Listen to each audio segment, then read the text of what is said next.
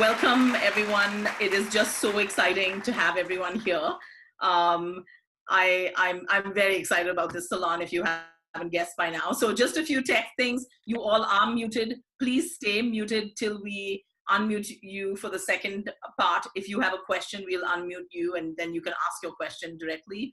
But as the instructions have suggested, please make sure that if you have a question, you put it in the text so we also have a running list of that. So those are sort of the quick tech notes.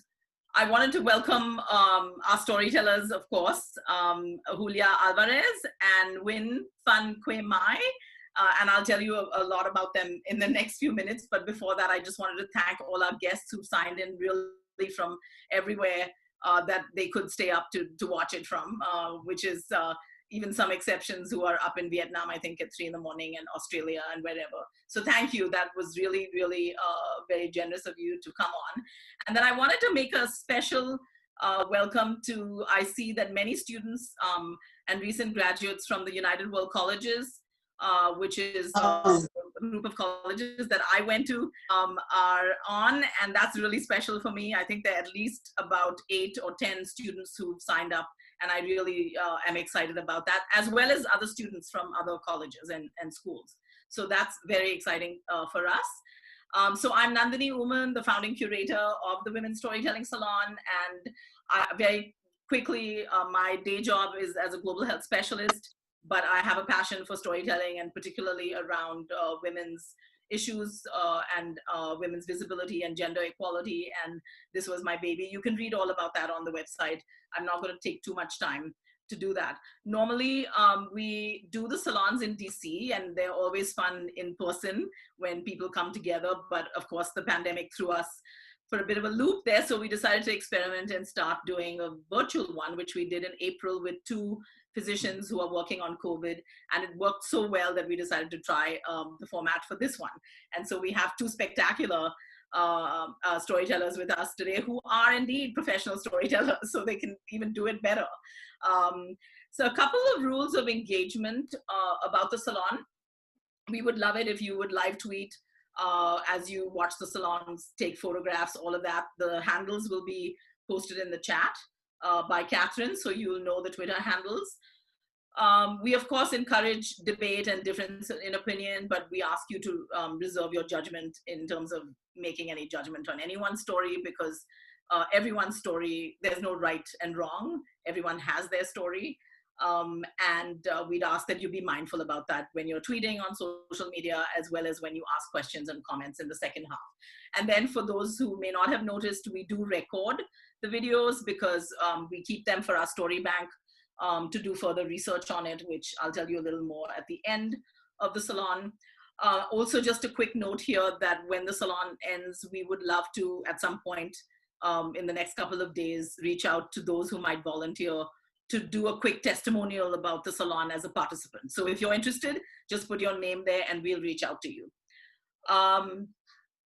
I wanted to also very briefly, because I want to save most of the time for the storytelling, just quickly recap the vision and mission of the salon.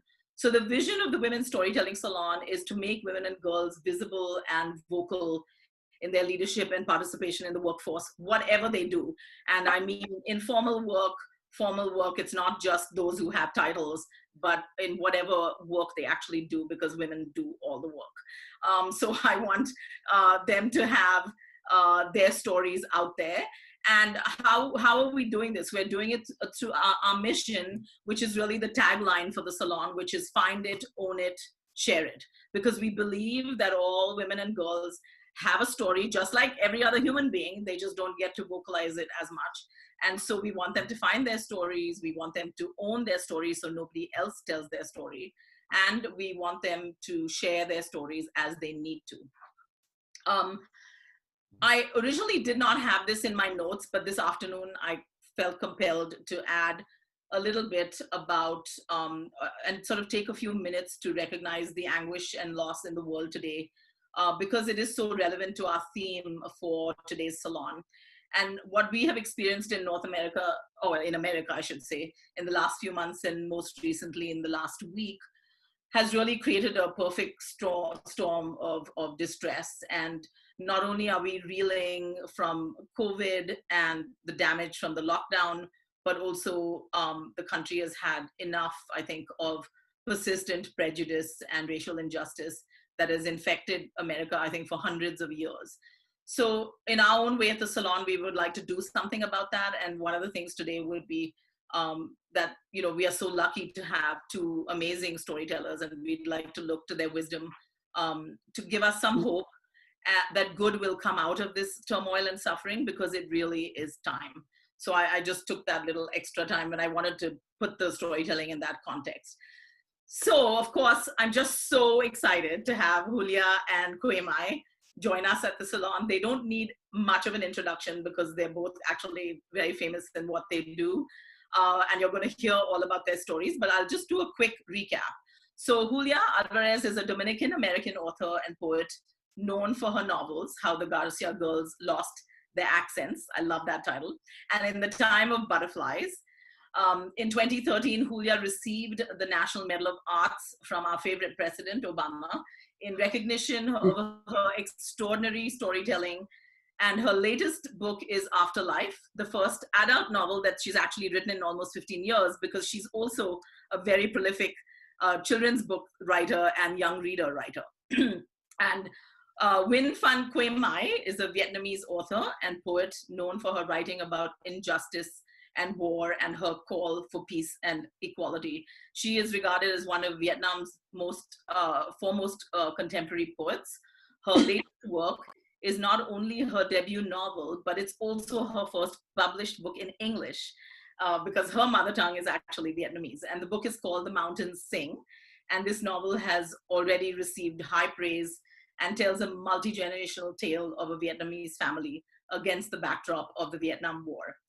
It's just so special to have both of you here, Julia, because I wanted to save this. I didn't want to tell you before, but because I read How the Garcia Girls Lost Their Accents in 1991 when I came to this country to graduate school. Wow. And it left such a mark on me, because that was when I began to sort of navigate my identity in the country, not knowing whether I was going to stay here forever, but clearly I'm here. And I think that kind of a book, even though it was a novel, I think made me really think about how I would navigate my own identity in this country. So that was very important to me.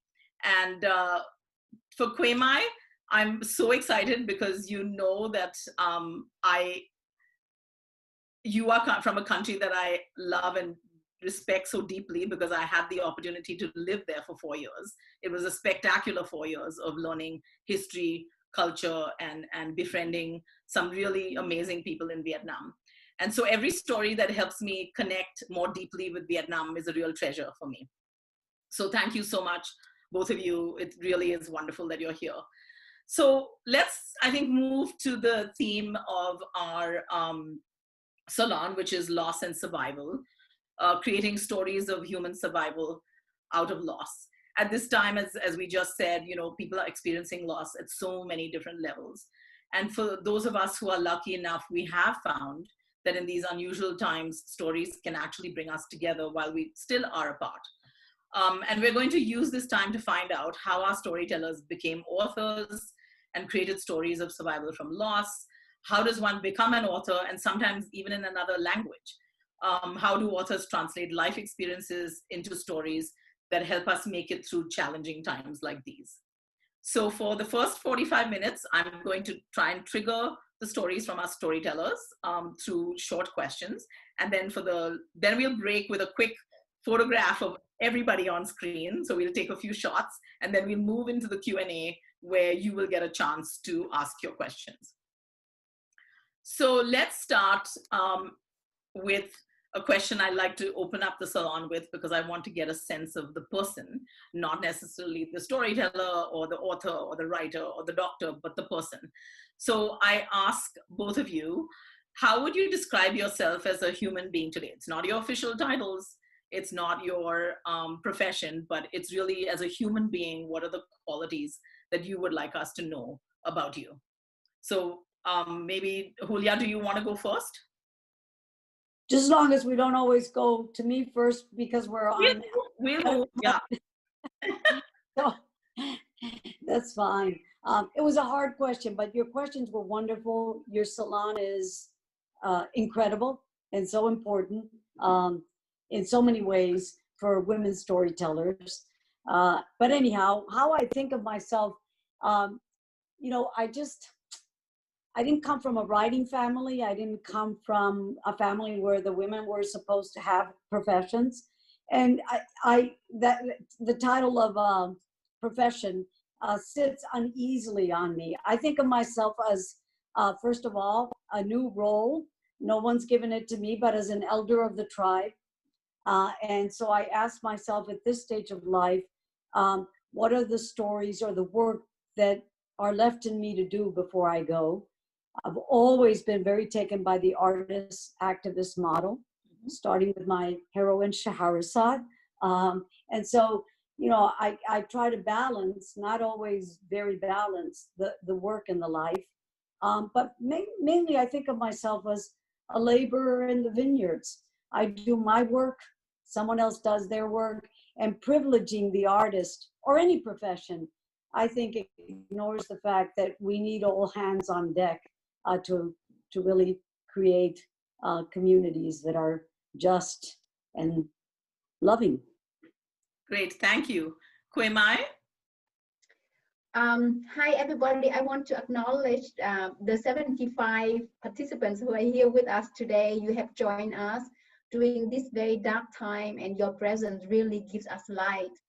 I think storytelling is a heritage that we need to hold dear to us. And like in my book, The Mountain Sing, Grandma Diệu Lan said, when we still have a voice, we are alive. So we're here alive together as a community to voice, you know, our stories, to tell each other our thoughts and emotion.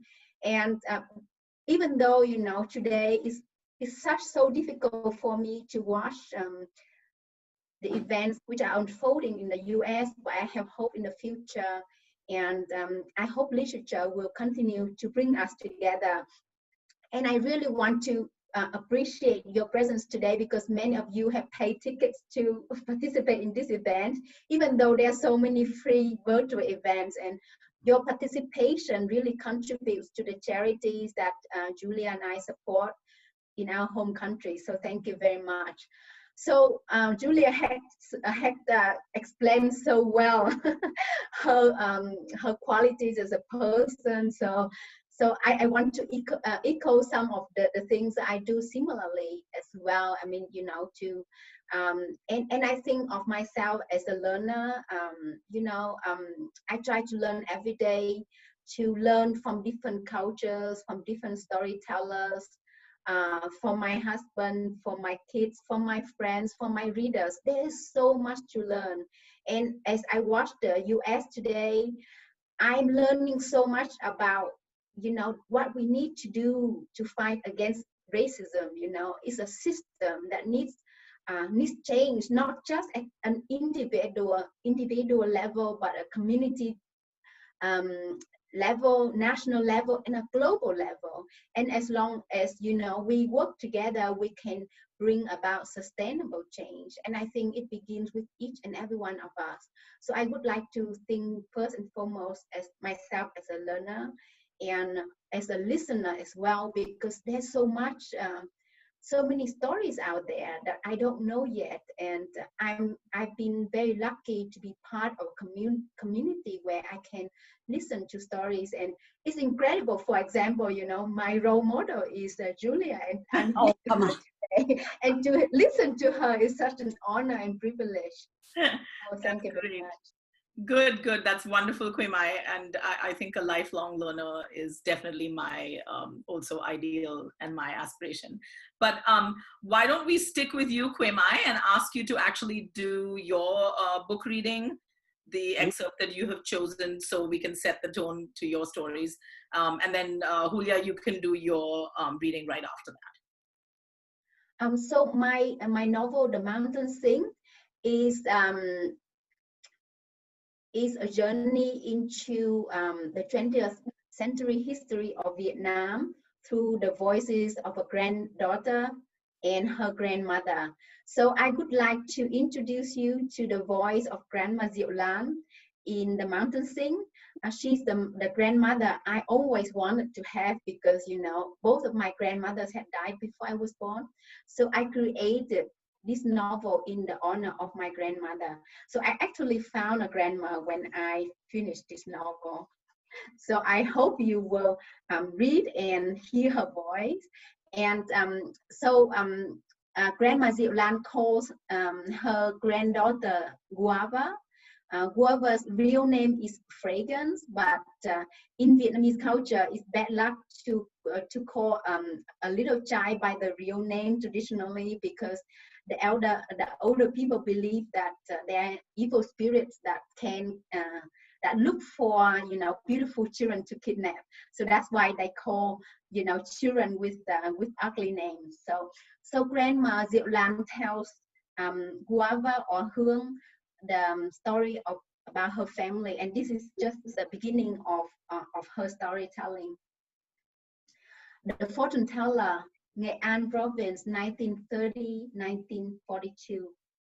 Guava, remember how we used to wander around the old quarter of Hanoi? We often stopped in front of a house on Hàng Gai. I didn't know anyone who lived there on Silk Street, but we stood in front of the house, peering through its gate. Remember how beautiful everything was? Wooden doors featured exquisite carvings of flowers and birds. Lacquered shutters gleamed under the sun, and ceramic dragons soared atop the roof's curving edges. The house was a traditional namzan with 5 wooden sections, remember? And there was a front yard paved with red bricks. Now I can tell you the reason I lingered in front of that house. It looks just like my childhood home from Nghệ An. As I stood there with you, I could almost hear the happy chatter of my parents, my brother Công and Auntie Tu. Ah, you asked me why I never mentioned to you about having a brother and an aunt. I'll tell you about them soon, but don't you want to visit my childhood home first? To go there, you and I will need to travel 300 kilometers from Hanoi. We follow the national highway, passing Nam Định, Ninh Bình, and Thanh Hóa provinces. Then we turn left at a pagoda called Phu Định, crossing several communes before arriving at Vĩnh Phúc, a village in the north of Vietnam. The name of this village is special, Guava, as it means forever blessed. At Vĩnh Phúc, anyone will gladly show you to the gate of our ancestors' home, the Chan's family's house. They walk with you along the village road, passing a pagoda with the ends of its roof curving like the fingers of a splendid dancer, passing ponds where children and buffaloes splash around. During the summer, you gasp at clouds of purple flowers blooming on swan trees and at red gout flowers sailing through the air like burning boats. During the rice harvest season, the village road will spread its golden carpet of straws to welcome you. In the middle of the village, you arrive in front of a large estate surrounded by a garden filled with fruit trees. Peeking through the gate, you see a house similar to the one we saw on Silk Street, only more charming and much larger. The people who take you there will ask whether you are related to the Chan family. If you tell them the truth, Guava, they'll be astonished. The Chan family's members have either died, been killed, or disappeared. You learn that 7 families have occupied this building since 1955, none of them our relatives. My beloved granddaughter, don't look so shocked. Do you understand why I have decided to tell you about our family? If our stories survive, we will not die even when our bodies are no longer here on this earth. Wonderful. I could just see all of Hanoi that I know in front of me, especially when you talked about Hangai and the street. It all came back to me. That was beautiful, Kwemai. Um, Julia, could we ask you to read from your book, Afterlife, please?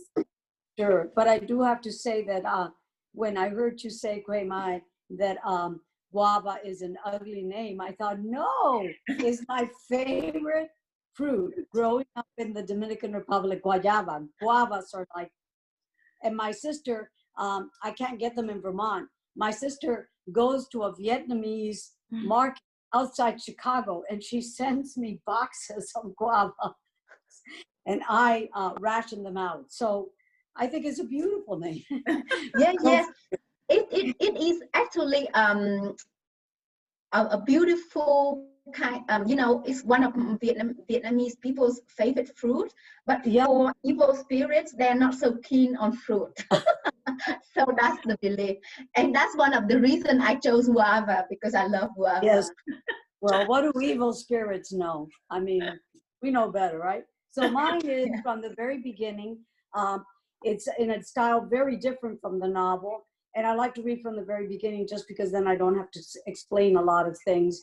So it's just from the point of view of Antonia, the main character. And this is how you enter the novel when her world completely falls apart. And therefore the prose will reflect that. So hang in there with me. And it's called Broken English. She is to meet him, a place they often choose for special occasions, to celebrate her retirement from the college, a favorite restaurant, and the new life awaiting her. A half-hour drive from their home, a mountain town, 20 if she speeds in the 30-mile zone.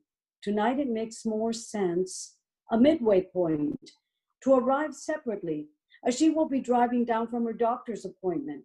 She gets there first, as he will be driving from home. He should have been there before her. She starts calling his cell. After waiting 10, 20 minutes, he doesn't answer.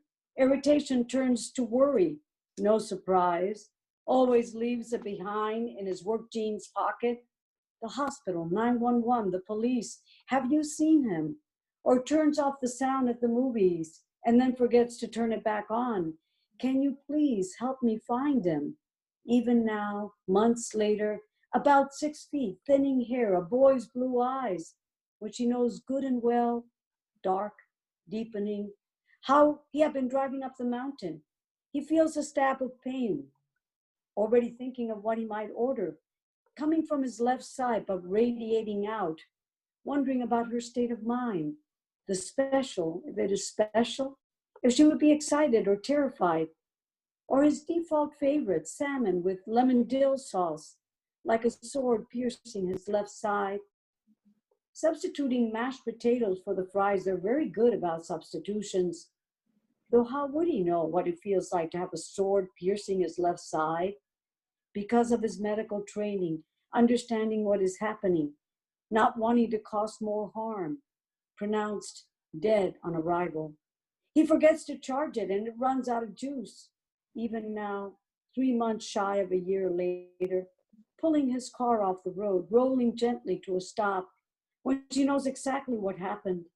A ditch that might as well be his grave. Discovered by a passing cyclist, rushed to the ER. Why he was late. A ruptured aortic aneurysm, as he is to be cremated and therefore have no grave per se. Neither he nor she could have foreseen. Even now, a boy's blue eyes, and cannot comprehend how someone she loved, she keeps running and rerunning that night in her head. Can you please help me find him? Can be nothing but dust, unread emails, fragments, unpaid bills, memories, broken glass, dented bumper, a new life awaiting her, both terrified and excited. How can it be? Can you help me find him? Tall with thinning hair, a new life awaiting her. Can you help me find him? A mystery she cannot by any means solve. Nevertheless, she keeps asking, where are you? As this is the only way she knows. Can you help me find him? How to create an afterlife for him. Thank you, Julia. That's wonderful. And since we have you spotlighted, maybe you could spend a few minutes before we move on to the next question about the story behind this book and why you wrote it. And especially, I think, because it was, 15 years since you had actually published a novel. I'm sure there's something you might want to share with us about sort of the impetus to create this novel. And you want a brief summary as well? Of the book? Sure, if you want to, describe the book to people, yes. It concerns, as you heard, a widow, a recently widowed. You get her whole life blown apart at the very first. She's retired from a long career as teaching, and she's trying to survive all these losses through really careful self-management.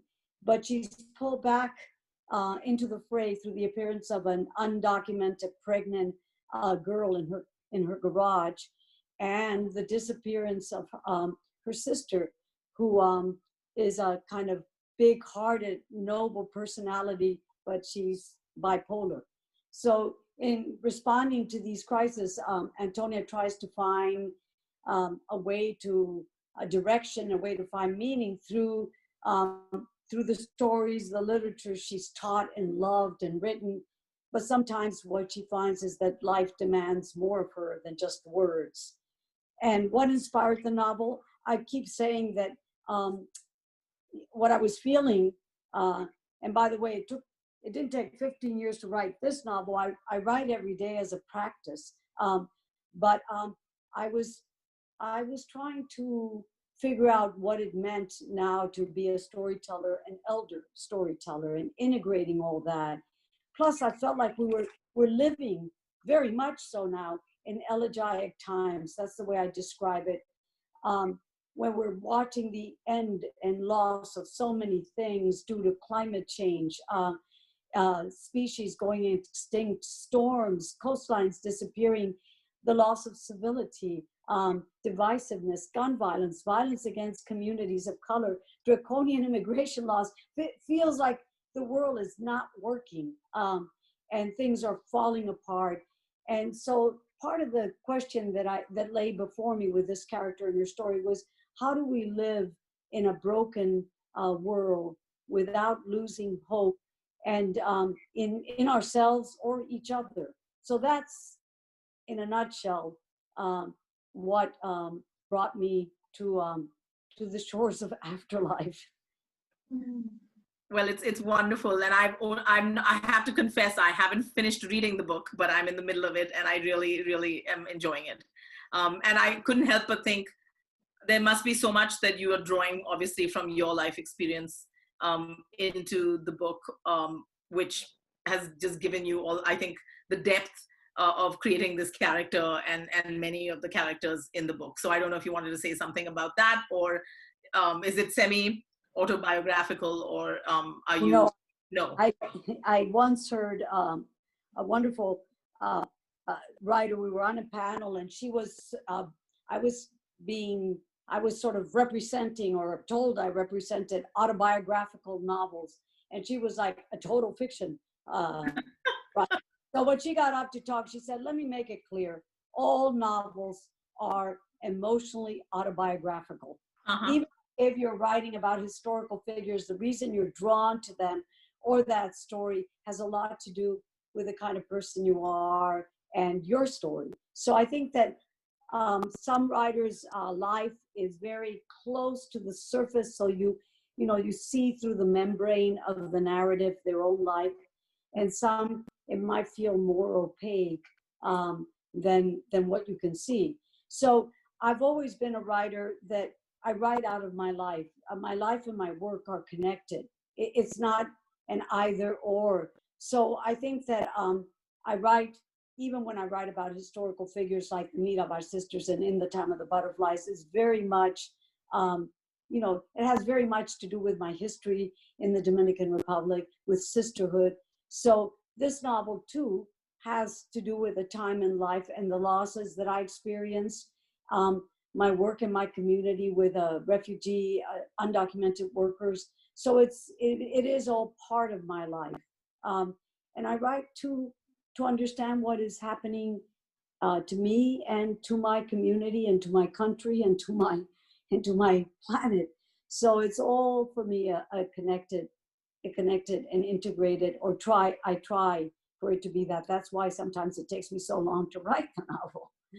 That's absolutely fair, and I can see that. So we could, of course, talk about each book forever, but I'm going to pivot to Kwe Mai to ask her to say a little bit about the Mountain Sing and what was sort of the inspiration for the book. Oh, first I need to say how much I love Afterlife of Julia. Right. Actually, I learned so much from that book. I learned how Julia employed her poetry as the pillar of her book. There's so much poetic language in the book, which I love. And also I really admire Julia's ability to pull together all the global and national issues and compact it together so that we can see ourselves as part of the global community and as part of everything that goes on in the world, from climate change to immigration to discrimination. There's so much that each of us has to be a part of and participate, and we cannot be inactive in today's life. We have to take a role and we have to take part, and that's what I really like about this novel. So my novel is totally different. So it's actually what inspired me to write this novel is that I felt there was a lack of voices from Vietnam in fiction in English about Vietnam and the Vietnam War. And whatever, out of tens of thousands of books which have been published about the Vietnam War, most of them have been written by white men, or and because of the tradition of war that dehumanize the enemy, so the Vietnamese are often represented as the backdrop or background for the American stories, and Vietnamese women particularly in those books are represented as very weak, as not having agency, of very dependent of men.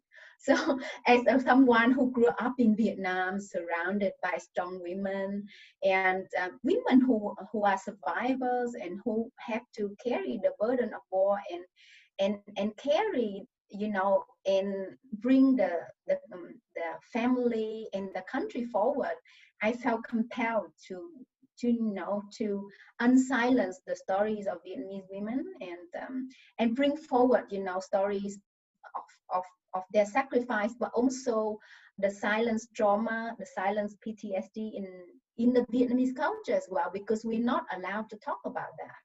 So that's the main motivation for me to write this book. And also, because I love to visit the villages of my parents, and when I talk to older people, I feel like if I don't document their stories, maybe they will be forgotten. Those stories will be forgotten.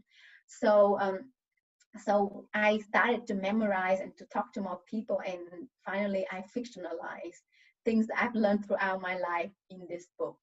And what a wonderful job you've done, because I can tell you, after living in Vietnam for 4 years, I don't think I met anything but strong Vietnamese women. And you're right, when I was actually first moving to the country, trying to find good literature that was representative of all people and not just about the war and men in war and the soldiers, it was very hard to find, I think, really good work. So I think yours is an enormous contribution to putting out women's stories from Vietnam. So thank you both for that. I think it would, as I said, be wonderful to keep talking about the book, but I'd like to move a little bit into your stories as writers and pose the question that will help us understand, did you always want to be a writer? And how did you actually come to that profession of being a writer? because I think it would be important for people to understand sort of, the story of how you realized that writing was your calling. Julia, you go first, please. Well, first of all, I have to say, your generosity, Kwemai, as a person, mirrors the generosity and compassion in your beautiful novel. I went to Vietnam a year and a half ago, and my husband read history books, and he watched the Ken Burns series, and I read the poetry, and I read the novels as my introduction. But I so wish that I had had the mountain sing to read beforehand. Beautiful novel. It's I love when history gets turned around and we see it from the point of view of the women, which is so seldom the way that history has gotten told. So it's a beautiful lyrical, devastating novel. Anyhow, your generosity as a person, we just met, to echoes your novel. So now I've forgotten the question. How did I always want to be a writer? Yeah, and how did you become a writer? I'm going to disappoint people out there by telling you that I hated books. I was not a reader as a kid. I flunked every grade through 5th grade. Kids in schools love to hear that. We were in the Dominican Republic. It was a dictatorship school. The books were censored books, dull books. I hated them. And my internal GPS was strong enough that I knew this isn't a place I wanted to go. So I was problematical. The teacher always would send me home saying she doesn't pay attention. But I'd get home. My father was the youngest of 25 kids. First wife had 10. Second wife, after the first one died, had 15. So I was surrounded by aunties, a lot of women. And they were storytellers. It was an oral culture. So I'd get home, and all anyone had to say is, ven acá, te voy a contar un cuento. I'm going to tell you a story. And I was right there. There was no problem with my attention. So I think that I've always said I didn't want to be a writer because I didn't have a model, but I wanted to be a storyteller. I loved the world of story. I loved becoming the other. I loved living other selves. And the only book I remember reading is The Arabian Nights. When I was a young girl, the one book that was given to me by one of the aunties was The Arabian Nights. And oh my God, here was a brown girl on the cover, not those white girls all the time and princesses, a brown girl. And she saved herself from being decapitated and all the women in her kingdom by telling stories.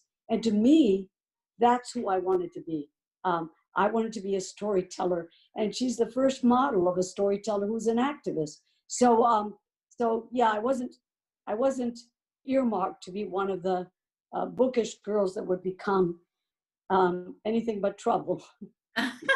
Well, that's wonderful. That's a wonderful story.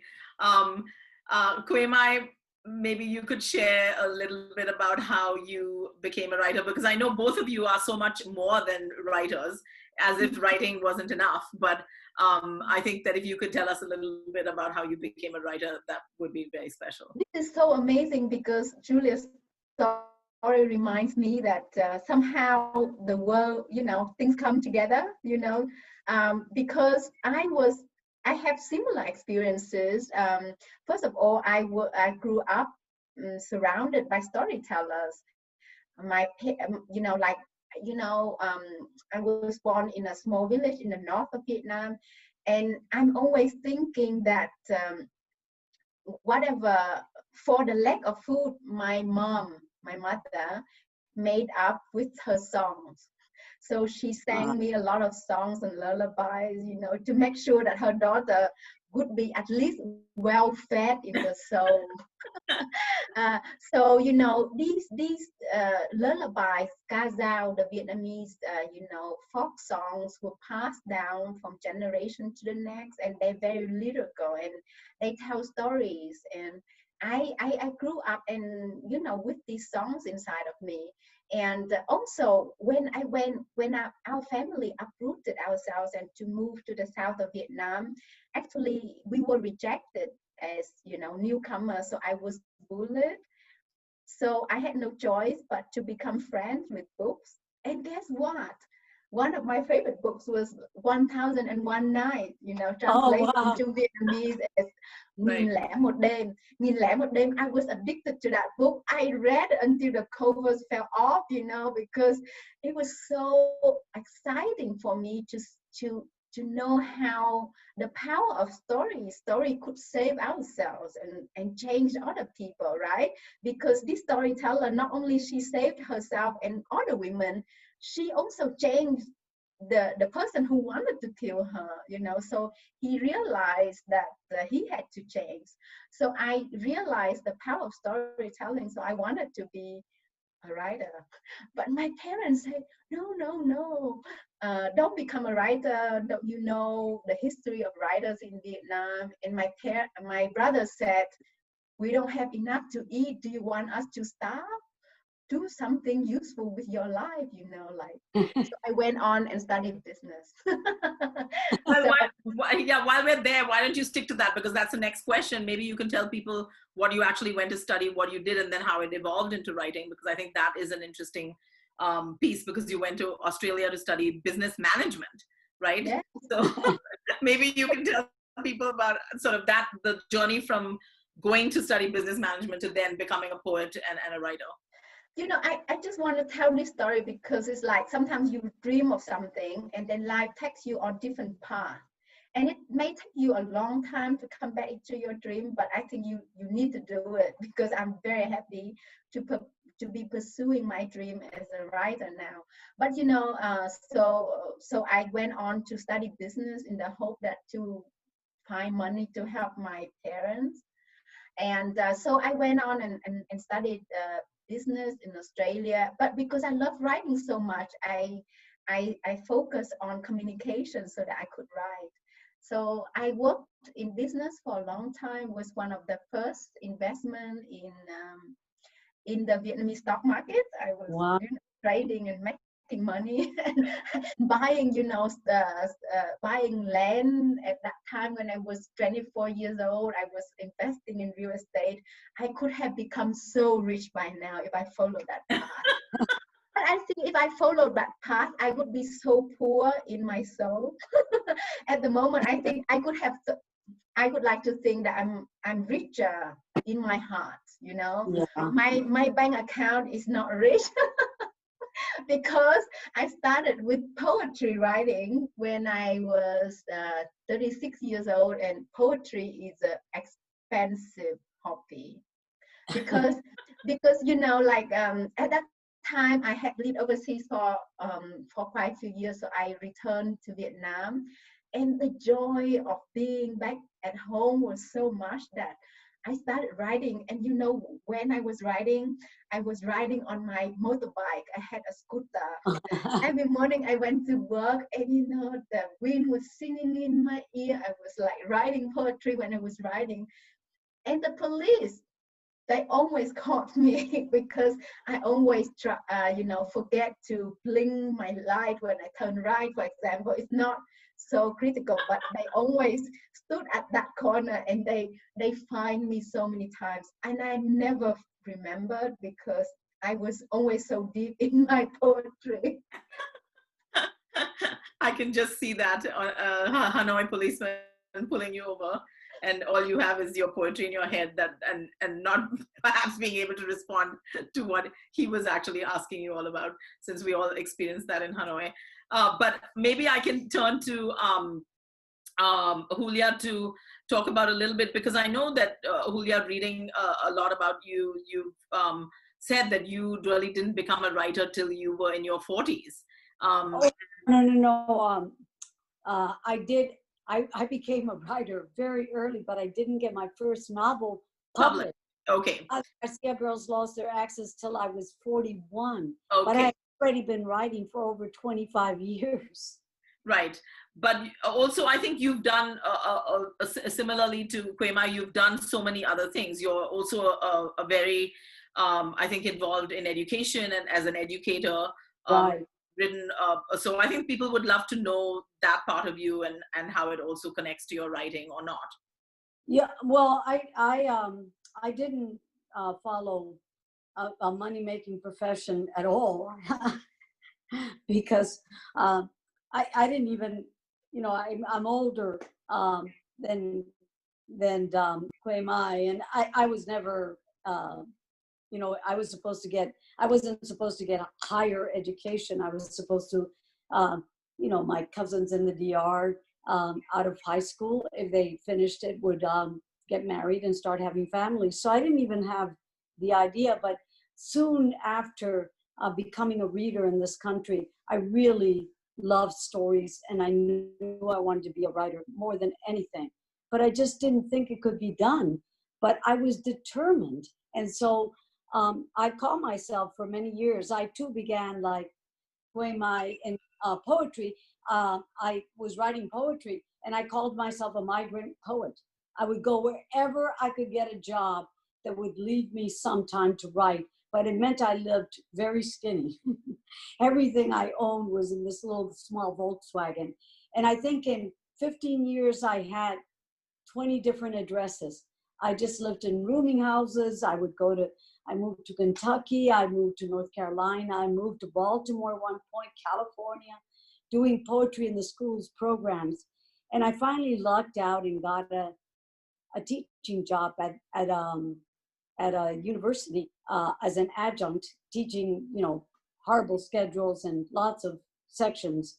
But I kept writing, and I kept putting my work out. But it was the time, you know, I was starting to write before there was a multicultural interest, a pre-multicultural world. So what I wrote was considered sociology, not part of American literature. So it took a while. I was lucky. I lucked out. I found a wonderful agent, Susan Burkholz, who was also the agent for Sandra Cisneros, Ana Castillo, Denise Chavez. And I don't know how many publishers she sent, how the Garcia girls lost their accents, which I've been writing over the course of all those years.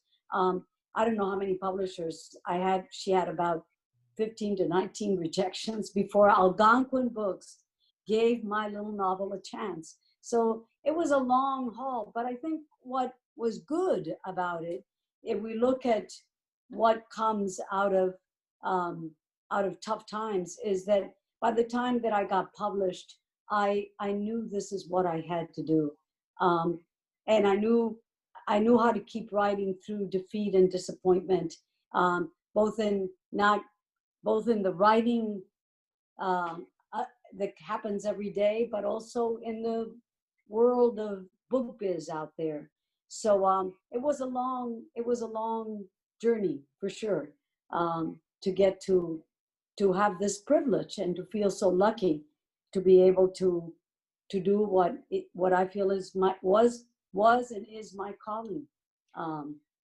Right, and I think that's an important part of your story and Kwemai's for, I think, people to hear, and especially younger women who are, you know, choosing to write. I think to know that it's a long and laborious journey, but because you are, I think, dedicated to your writing, it becomes a real labor of love.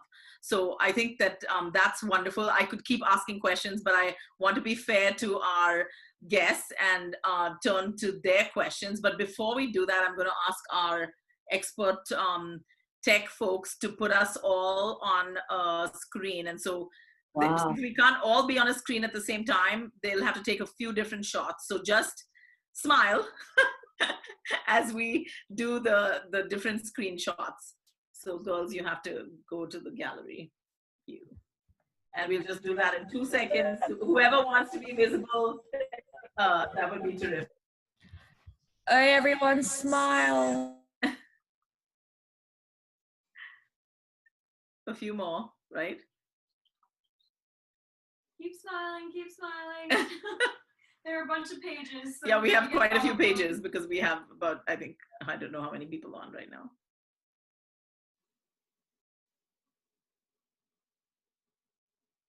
Okay. How many more girls? We got a lot of people smiling.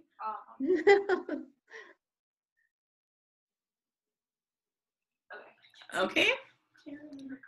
Okay, excellent. So now we are going to turn to questions, and I know there are a lot of questions. So I just want to say at the outset, we're going to try, I'm going to try my best to put out all your questions. But what we try to do is also thematically pull them together. So if you've asked a question that someone else has asked, I may not necessarily call on you. So I think let's start with sort of the theme of inspiring others. There's a question from Sandy Dang, who, would you like to unmute yourself? So when I call your name, if you can quickly unmute yourself and put your video on, our tech folks will spotlight you to ask your questions. So Sandy Dang, would you like to ask your question, please? Yes, Quay Mai, I'm so happy to meet you. I'm also Vietnamese American, and I would like to know what you hope to inspire younger women or women by reading your novel. So that's my questions. Thank you. Excellent. Quay Mai. Hi Sandy, nice to meet you. Chào bạn. Yeah, so it's a great question, but difficult question. I hope young women, when reading the novel, will see in themselves the ability to tell a story. I think in each person, if they want, they can write a novel, they can write a book, or they can tell the stories of their family.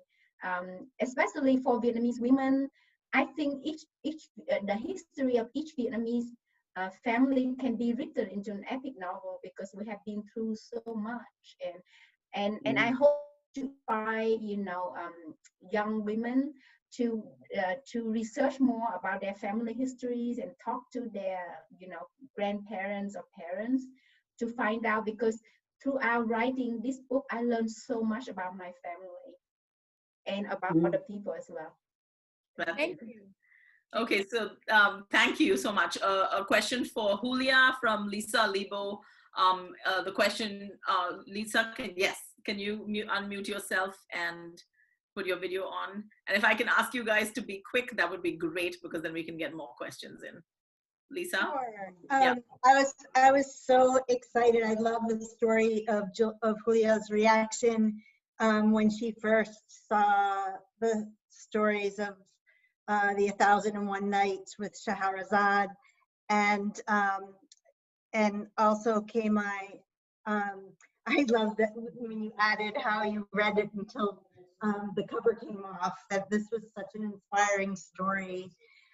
It was just a very interesting connection. I was wondering if, Julia, if you might be able to share a little bit about how that story inspired Izzy in your novel, and also, I guess by extension, inspired you, or vice versa, to help women use our voices and creativity to change ourselves and the world for the better.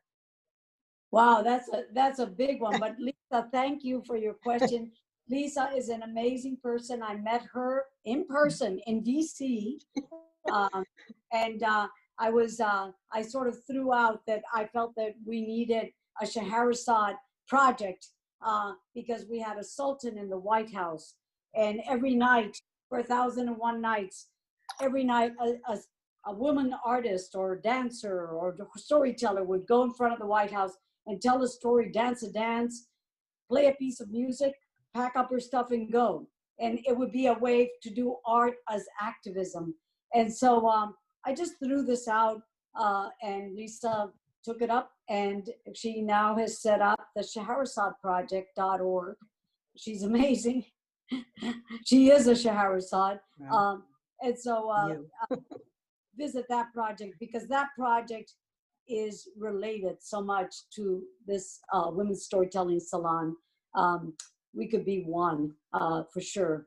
And I feel like, the sisterhood in the novel, the sisters, Shahrazad goes to the Sultan's court with her sister, the community of women, how we gather power with our stories, how we are empowered and empower others with our with the power of the storytelling. And I think that's very much, I've sort of lost the train, but I think it's very much what inspired me as a storyteller, period, not just afterlife. That's great.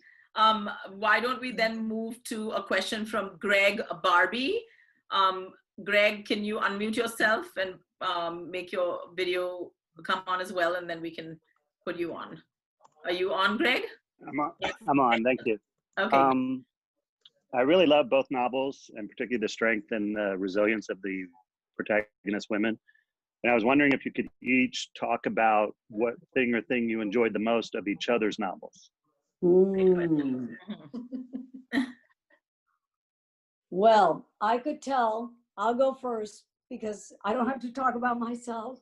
But I didn't know much at all about Quay Ma. He was an Algonquin author, so I didn't know very much. It was just that the novel fell into my hands, and I knew I was in the hands of a poet. When I learned that this was her first novel in English, I couldn't believe it. But I could, because I feel like part of what's beautiful is how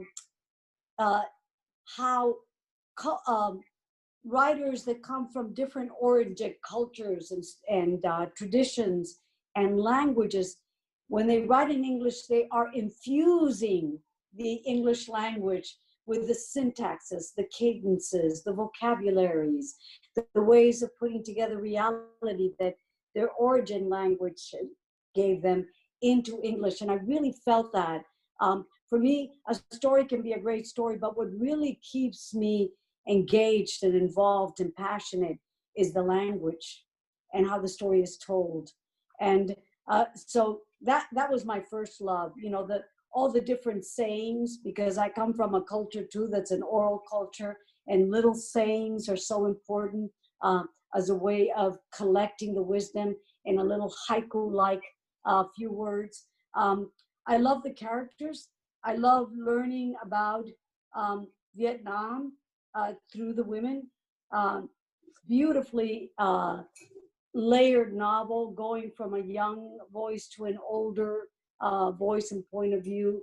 I just found so much to admire in the novel that it's hard to pick and be brief. So that's it. That's great. Quay Ma, do you want to? Thank you, Julia. Novel Julia. enough. No, Quay Ma, you already praised it enough. Julia should be my publicist because she talked about the novel so well, better than I am can ever explain. I love a story. That's what, yeah. But I need to say that I have been Julia's fan for a long time. I must thank her at first because, she was talking about the process of writing through despair and disappointment. I think, and as one of the first, non-American women, right, or like multicultural writers who had to work so hard and break down so many barriers.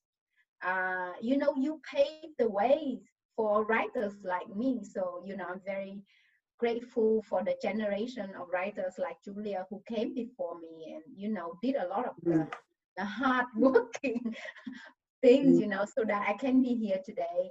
And I mean, I admire Julia's writing since a long time ago, in the time of the butterflies. It's just so courageous, This is a book of unsilencing, the forbidden stories. And I think to write that book, she needed to become her own fear of censorship, of so many other things. And I think being brave and being courageous and being able to go into the forbidden territory or the unknown territory is an important quality of being a writer. And I see that in Julia and how she explored different parts of history. And in this new book, Afterlife, I see it once more. And in this book, Julia goes deep inside, like the the thinking of human beings nowadays and how we deal with crisis. And I love the fact that she's talking about the need for us to take care of ourselves first. If we love somebody, we need to take care of ourselves first, so that we are okay, so the people whom we love do not have to worry about us. And this is, it is so important in today's world, in this pandemic, that we need to take care of ourselves before we can take care of the others. And I mean, I love her poetic language, and I think this is a book, the plot is amazing, like you have a missing sister, you have a lot of exciting things going on, but I think that the thing that keeps me grounded in this book is the language is so beautiful. I mean, when Julia described the scene of the garden, she's a gardener, right? And you can feel it through her writing, and you could feel, all the flowers coming out of the page. Almost I could smell them, I could see them, even I could see the roots coming out of the earth, because of her writing being so vivid. And I think that's the power of storytelling, the storytelling can have the power to bring alive things which do not have a life, which, give life to things which are passive around us. So there's so many things about. Well, it's wonderful. The life. Right. And I think it's wonderul to hear the two of you talk about each other's books more eloquently than I could have. But I'm going to ask us to move to the next question, just in the interest of time, because there are many questions here. And I'm going to call on Kelly Johnson to ask her question about constructing the image of your grandmother, Kwe Mai. Kelly, can you, yeah. Hi, I've unmuted myself. Can everybody hear? Okay, great. Thank you both, ladies. This is really fascinating. I do plan to read both books. Apologies, I haven't done so. Kwe Mai, we're actually reading your book in a book club. So really look forward to that. I find it really beautiful how you sort of try to tell the story about the women's perspective in Vietnam during the war, but in a very personal way of sort of constructing your grandmother's image, and you hadn't met her. So I can imagine it was a beautiful personal journey as well for you.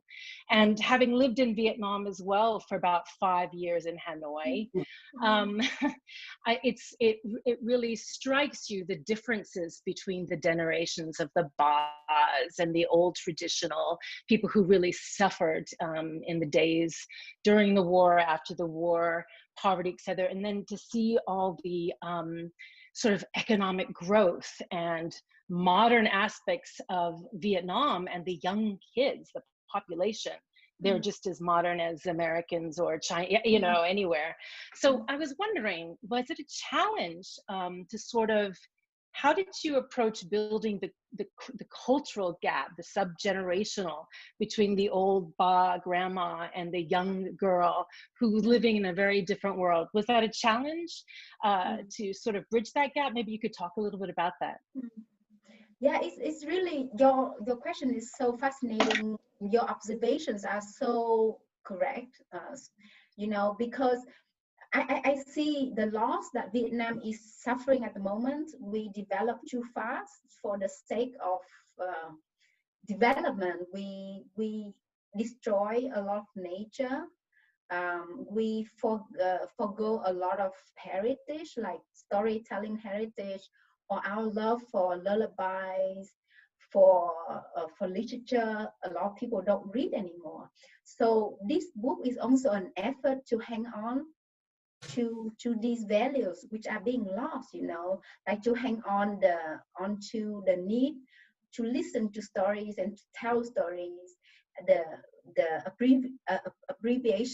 appreciation for nature. I talk a lot about nature in the book, or also the importance of literature and poetry as means for survival of Vietnamese throughout our history. And I wanted to preach the young and the old generation, because I did not want to exclude the young generations. out of the dialogue of history, about our history, because I think it's so important, you know, even though the older people hold within themselves all of these stories that nowadays, you know, people forget about, you know, and not so many people ask them about it, the need to tell the stories. And but the young generation also need to be involved in that dialogue, so that they learn more, and they find out more, they dig deeper into the roots where they have come from. So I felt the need to bring the two generations together. Of course, this was quite hard, you know, how to let the two stories, you know, meet, and the different characters in the family. But it was an exciting process, because I think it's the act of imagination. You know, our mind has so much power, and I think if we can trust our mind to take us where it's destined to go, I think it can go there one day. So it took me 7 years to write and edit this book, but I learned so much about myself, about Vietnam, about, you know, the need, about, you know, like my inability to do. Because at the moment I feel like I haven't done so much. I'm just starting on my journey as a writer, and there's still so much that I want to cover with my fiction. Yeah. Brilliant.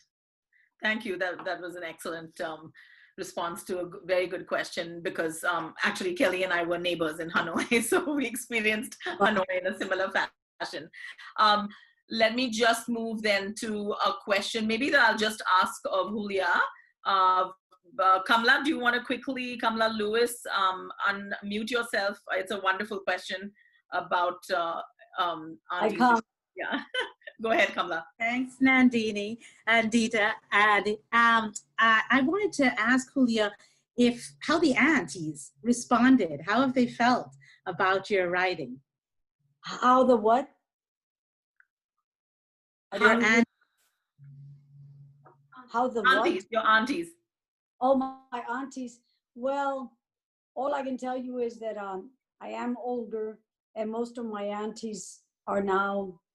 That's the problem with coming from an extended family that's so huge. It's wonderful. It's so rich. You're surrounded by love and storytelling. But also, when people start to die, a whole generation dies off. You don't just lose a nuclear family or one auntie. You lose them all. So most of my aunties, except for the one that gave me the story of Arabian Nights and a second one in the Dominican Republic from that generation, are gone. So now I'm the one in the front lines there.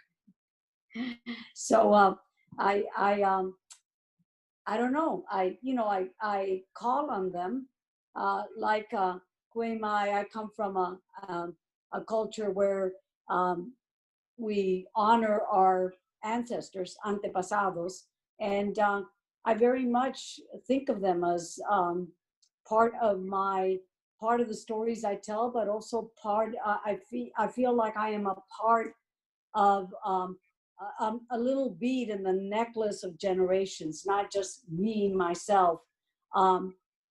That's why, when Kwe Mai made that comment about taking care of yourself first, I actually think that that's one of the things Antonia is challenged with in the novel, because that's the first world mantra: put on your oxygen mask first. But she comes from a culture where it's a we. It's always more than just a me. And she's torn between those two impulses. But I very much, especially as I get older, feel my antepasados,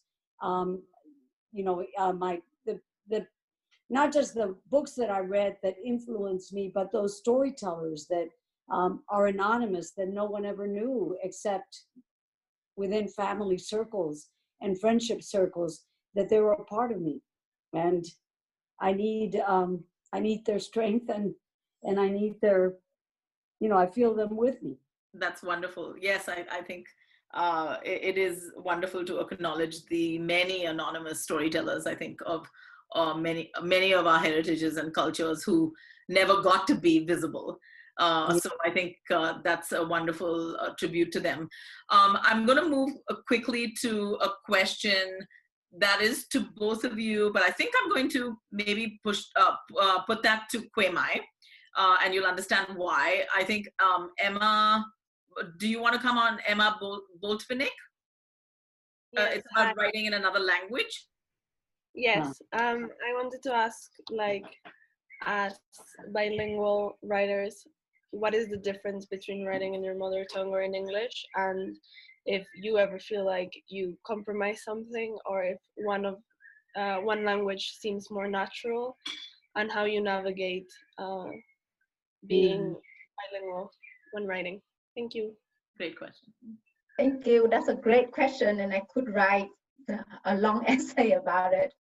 To be short, I mean, writing in English is my second language is much harder than writing in Vietnamese, because I think and feel in Vietnamese. Vietnamese feels so close to my heart. So writing in English enables me to step far away, so I would distance myself from the turbulent event of my history. So maybe I hope that I would be able to have a more objective viewpoint. That could be an advantage, but on the other hand, it's very challenging. For example, I had to use the dictionary when I wrote, because I did not want to compromise, the ability to express like I would in Vietnamese. So sometimes when I wanted to express a complicated thought or feeling or emotion, then I had to employ the language, the dictionary, and I had to work on it so many times so that it would feel right. And I would like to share with you that some part of I wrote this book in English, but there was one part that I had to write in Vietnamese first. It's a diary of a mother who has returned from the war, and she suffered so much trauma and PTSD that she had to write it out, in her diary to be able to tell her story somehow. And it was such an emotional diary that I struggled for it for a long time. And then one day I threw away everything I had written because it didn't feel right, and I started writing in Vietnamese. And I began with the word anh ơi. Anh ơi is, because she is writing a diary and her words to her husband. And anh ơi is something, a tender word we call our lover or our husband. So then when I penned those words, I could feel it, and then the diary came. And it, in that case, the Vietnamese language was a key that opened the door to the diary for me. But on the other hand, but I wrote this in English, so with the intention to preserve the Vietnameseness of my writing, so that, for example, I was very determined to preserve the Vietnamese setting of the novel. That's why I included a lot of Vietnamese language, and you could see that even my name and all the Vietnamese words are in full tonal marks.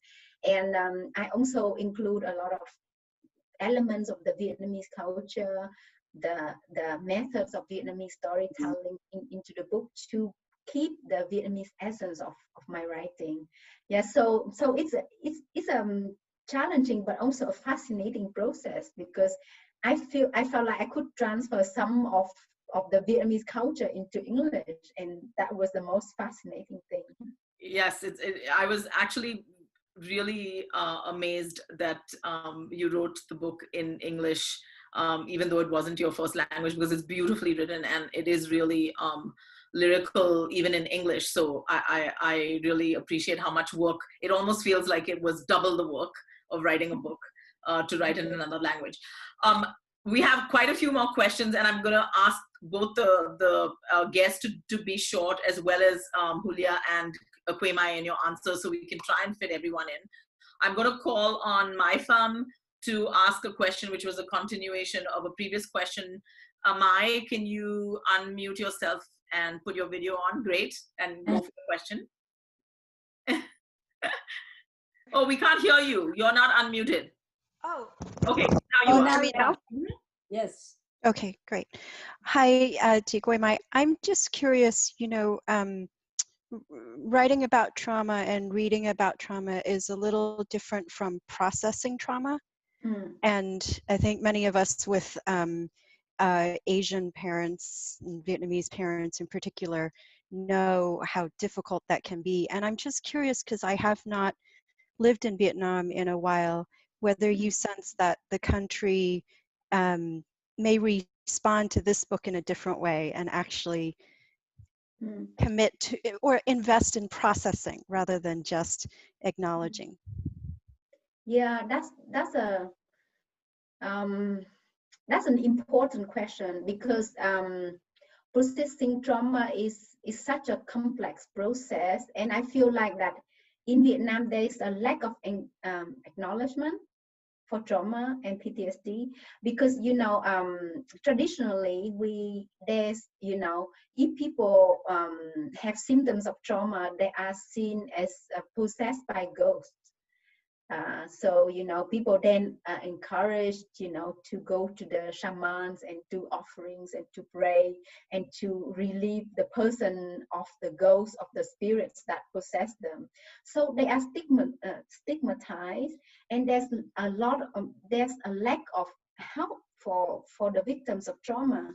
And like growing up in Vietnam and spending a lot of time in Vietnam, I see a lot of traumatized people who do not have the chance to heal, because they are not able to talk about their trauma or communalize their trauma, and also there's a lack of help. So I think there's an urgent need for us to discuss about the trauma which is still experienced by the people, by the victims of war. For example, the victims of Agent Orange. I know very well a woman in Hanoi, because I used to volunteer in this orphanage where there are hundreds of kids who are disabled because of Agent Orange. And when I went there and volunteer, I met a woman who's a mother. She had to give her kid to the orphanage because she could not take care of the kid. And you could imagine the type of trauma that she went through, and nobody could understand and appreciate that. And I think that's really sad. And I think there are war veterans who are still suffering from it, but they are forbidden to talk about it, because officially the official viewpoint is that we won the war. The war is a war of victory. So there's no sorrow, there's no trauma. So I think there's a need to talk about it. So I hope this book can be translated and read in Vietnam so we can talk about this further. Right. Is that something that's going to happen? Quay Mai, translation into Vietnamese? So there are publishers who contacted me with the interest. So excellent. I hope Good. so. I hope so too. I think that'll be important. So I'm going to move to a question that Vaijanti Wagle asked. Maybe I'm going to just ask Julia this, because just to save time so we can get all the questions in. Vaija, do you want to unmute and ask your question? Is Vaija not there? Okay, maybe she's gone off. So I'll turn to then Shabnam. Do you want to ask Julia your question on how did writing these books? Are you there, Shabnam? I know a lot of people might have jumped off to see Obama. What competition? I know. I guess, I don't know if Shabnam's on. I guess she's not. Okay, so then I'm going to turn to Momina. Do you want to ask your question, Momina? Hello. Yes, thank you. I belong to the same. Oh, you got cut off. Yeah. Can you hear me? Yes. Yes. All right, great. Thank you so much. That was really insightful, and I'm in the same book club as Nandini, so we're looking forward to reading both your books. So we're halfway through some.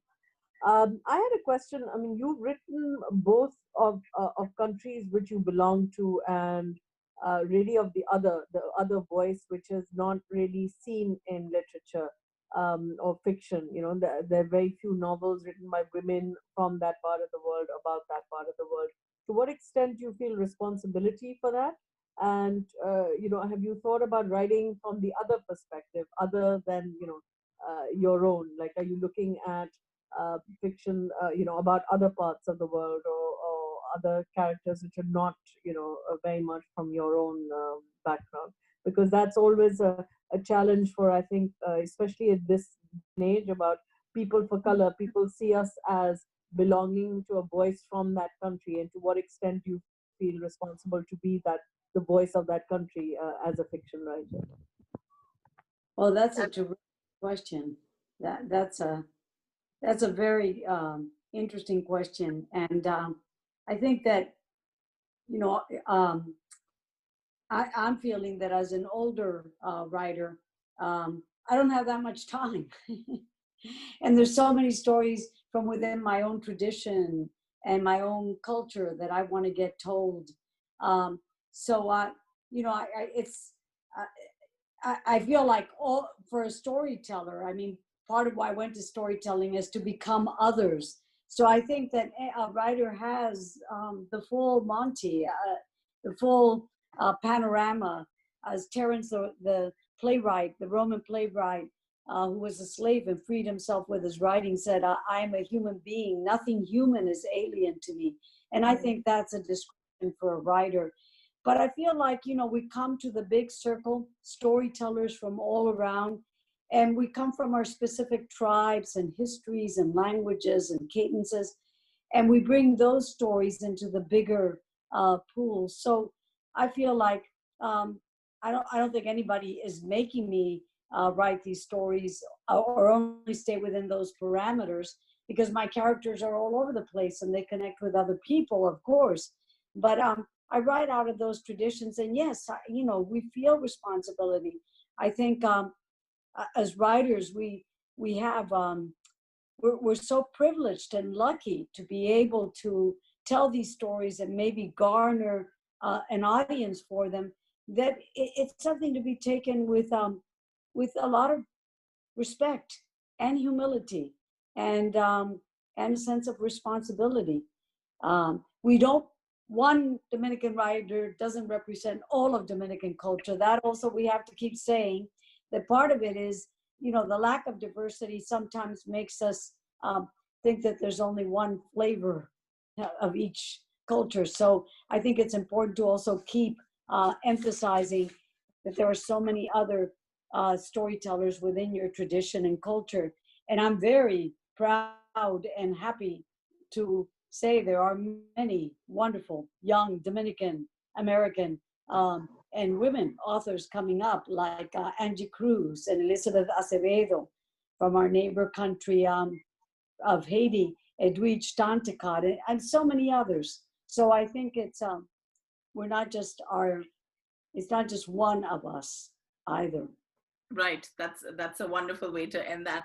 So I'm actually going to end the questions from the audience and just pull together the last question as last words from both of you, is how do we draw strength, from literature to highlight our common humanity and connection between cultures, rather than the differences, which is where the world is at right now, is there's so much division.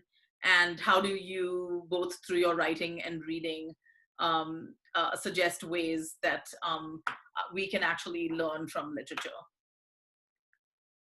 to help us come through these challenging times? Kuemai, very quickly. Yeah, so in The Mountain Sing, my character Hương, thought to herself, if people read each other's literature, there would be no war on earth. So literature really brings us together, highlight the humanity, and unite us, especially in this difficult time. And I think, for example, I think it's really encouraging to see that in the Black Lives Matter movement at the moment, people are buying a lot of books from Black writers and supporting, bookshops owned by Black people. And I think this is really great. This is really positive change that I'm seeing in our community, and I really am grateful for that. And I think there's a need for us to read more from other people. I myself, try to read literature from from different countries, not just literature in English, but translated literature, not just fiction, but poetry, non-fiction, or essays. I think we need to hear each other's voices and give space for other people to tell their stories. Wonderful, thank you. And Julia, you can have the last word. Well, my last word will be an echo of what Quay Mai just said, that I feel like part of what stories teach us is to become the other, because that's what you do when you read. You lose your ego boundaries and you become these others. And I believe that the muscles that you use for reading are the same muscles that you use for compassion and social justice, where you become the others. And so I think that reading is a wonderful way to understand and inhabit the others, and learn, and not just learn intellectually, but in an integrated way. And I think part of the thing, if I can put a little message out there, is that I feel very much this is a moment that we're living, a deeply, profoundly mythic moment in so many ways, with the pandemic and the ongoing pandemic of violence against communities of color.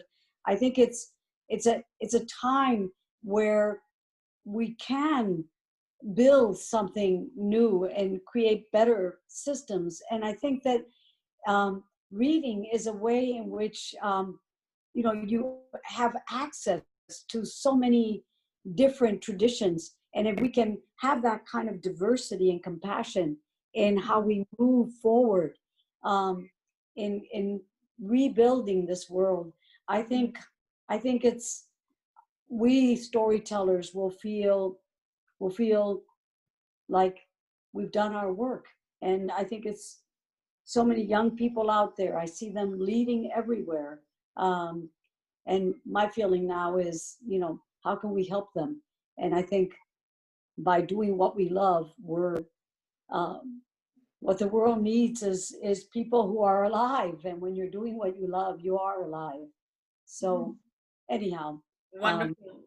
That is so wonderful. I can only say that I salute both of you for your amazing efforts in putting out these stories to all of us. I think we are all the richer for books like yours that have come into our being. And I really hope that we continue to read more of your literature when you have the energy to put it out. But I think in these times, reading books like this and hearing from storytellers like you is a very strengthening exercise, at least for me. So with that, I wanted to thank you both for a wonderful session.